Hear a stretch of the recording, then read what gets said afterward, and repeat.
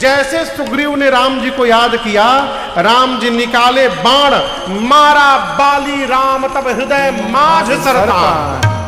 भगवान ने मारा बाण, जाकर बाली के हृदय में लगा, बाली गिर गया धरती पर। सुग्रीव बोले 1 मिनट देरी करते तो हम चले गए होते आज।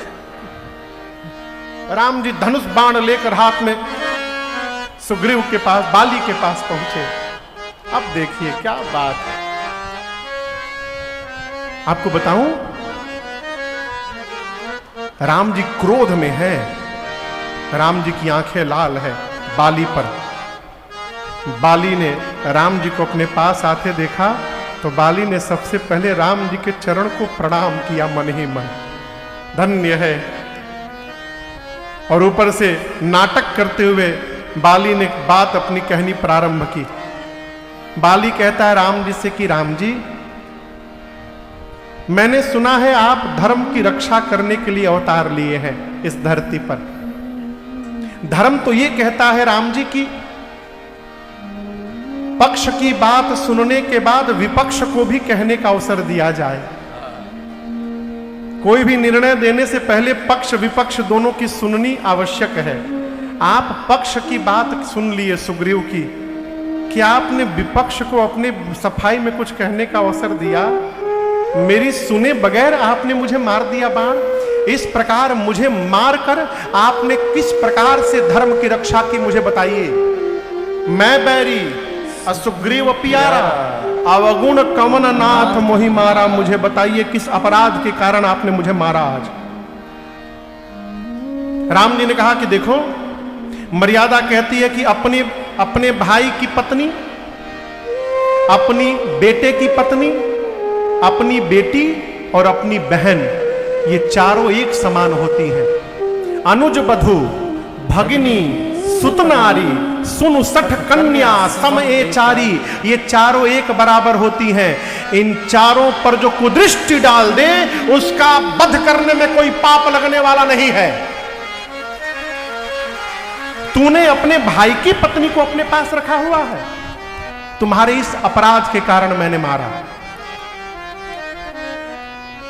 बाली बोला राम जी, ये आप जो नियम कानून बता रहे हैं, ये नियम मनुष्य जाति के लिए है। हम पशु हैं, हमारी बिरादरी में ऐसा कोई नियम कानून नहीं है। अब बताइए, आपकी ये बात कट गई। अब बताइए किस अपराध के कारण आपने मुझे मारा? भगवान देखिए तो मेरी तर्क को ही काट दिया। फिर भगवान बोले अच्छा ये बताओ, तुम जब लड़ने यहां पर दर्शन करिए कैसे राम जी बिना कान के सुनते हैं, सुने बिनु काना। राम जी कहते हैं जब तुम लड़ने आ रहे थे तो तुम्हारी पत्नी तारा ने तुम्हारे पांव पकड़ के तुमको रोका था ना, मना किया था ना।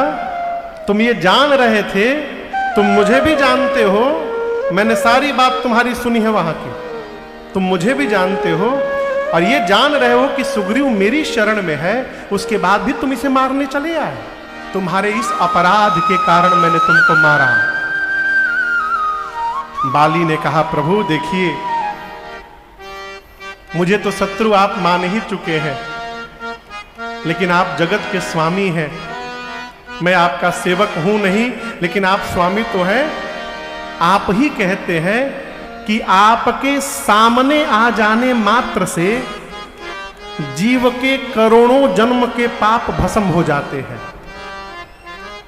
यदि ये बात सत्य है तो 10 मिनट से मैं आपके सामने यहां पड़ा हुआ हूं। क्या बाली का पाप भस्म नहीं हुआ कि आप मुझे पापी पापी कही रहे हैं? तब से राम जी की बात में राम जी को फंसा दिया। भगवान मुस्कुराए, कह रहे ये तो बड़ा भोला है वो। बोले अच्छा ठीक है, अचल कराओ तन राखो प्राण, मैं तुमको मरने नहीं दे रहा हूं, प्राण बचाओ, मरने नहीं दूंगा। बाली बोला ना ना ना ना। बाली कहा सुनो कृपा निधाना, हे कृपा निधान सुनिए, हम अपने भाई सुग्रीव की तरह नहीं हैं। आपने सुन ली थी बात तो मैंने भी आप लोगों की बात सुन ली है, मेरे गुप्तचर सब बताए हैं।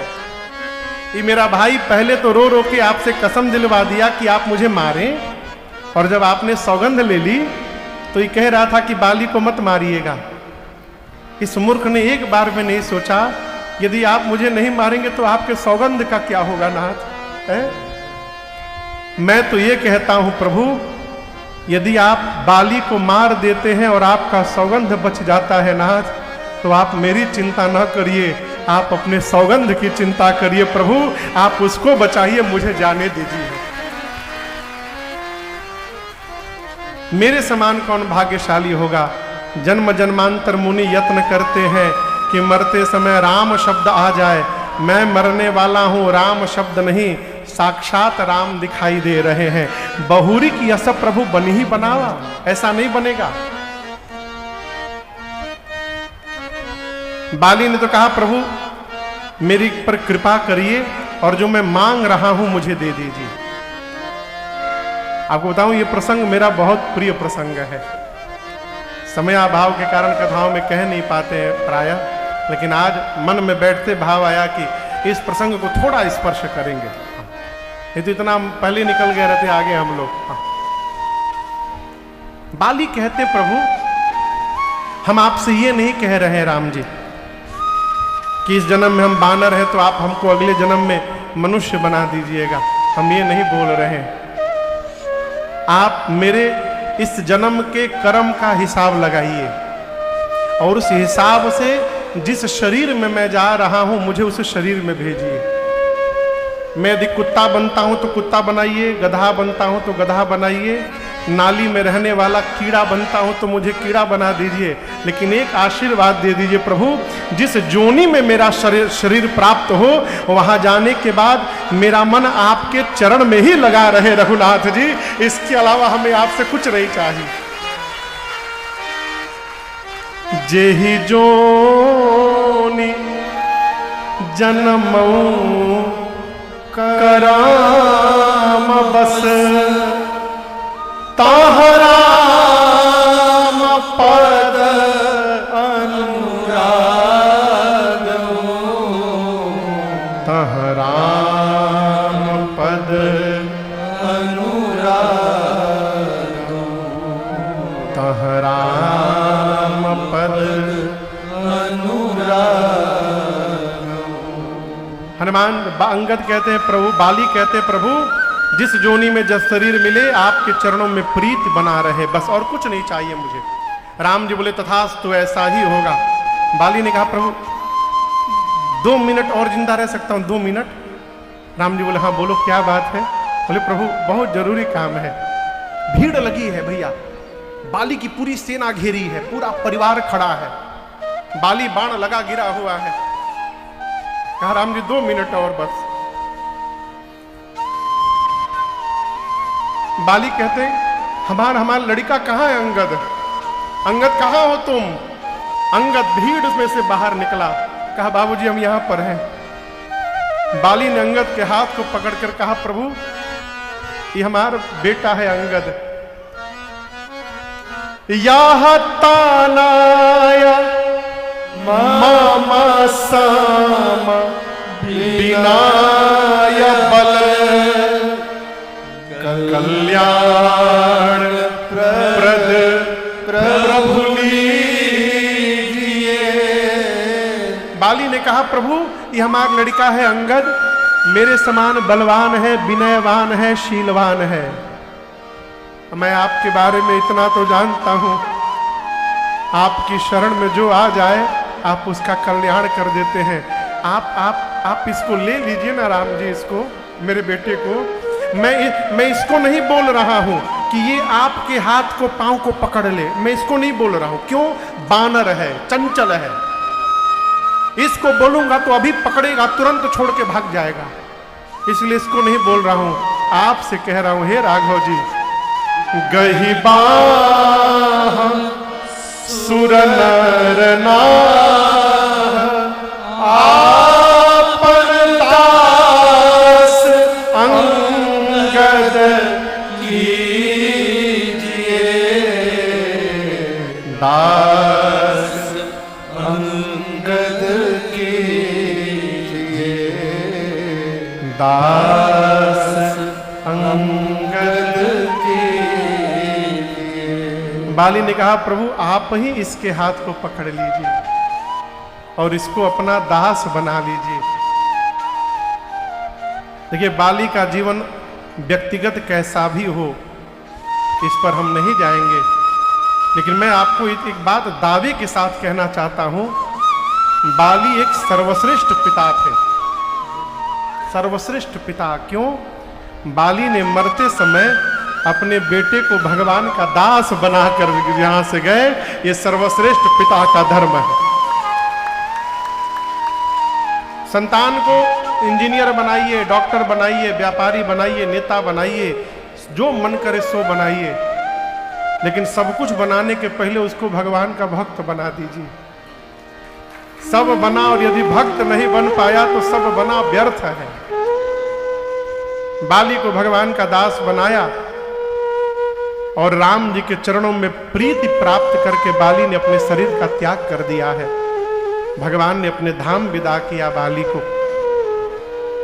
सुग्रीव ने बाली का अंतिम संस्कार किया है और उसके बाद भगवान ने सुग्रीव को किष्किंधा का राजा बनाया। और नीति का दर्शन करिए, सुग्रीव के बेटे को युवराज नहीं बनाया, बाली के बेटे अंगद को युवराज बना दिया राम जी ने कि तुम जितना दिन राज करो, तुम्हारे बाद तुम्हारा बेटा राजा नहीं होगा, तुम्हारे बाद बाली का बेटा अंगद राजा बनेगा। राज दीन सुग्रीव कहां, अंगद कहां युवराज। भगवान बोले तुम्हारा काम मैंने कर दिया सुग्रीव, अब इस पर्वत पर मैं प्रवर्षण पर्वत पर चतुर्मास बिताने जा रहा हूं और इसी चतुर्मास में तुम मेरा काम करोगे, कपियों को भेजकर सीता जी का पता लगाओगे। सुग्रीव बोला ठीक है प्रभु, करूंगा। और आपको बताऊं, पूरा चतुर्मास बीत गया, सुग्रीव भगवान को भुला ही गया। 2 दिन पहले आपसे एक बात कही थी, जीवन में अभाव आवश्यक है। अभाव रहता है तो भगवान को याद करने का स्वभाव रहता है। भगवान को आया गुस्सा, बोले लक्ष्मण जिस बाण से मारा था सुग्रीव को, उसी बाली को उसी बाण से मारूंगा सुग्रीव को कल। लक्ष्मण जी बोले कल क्यों, आज मारना है। मैं, आप रुकिए भैया, हम जाते हैं, आज ही मार के चले आते हैं।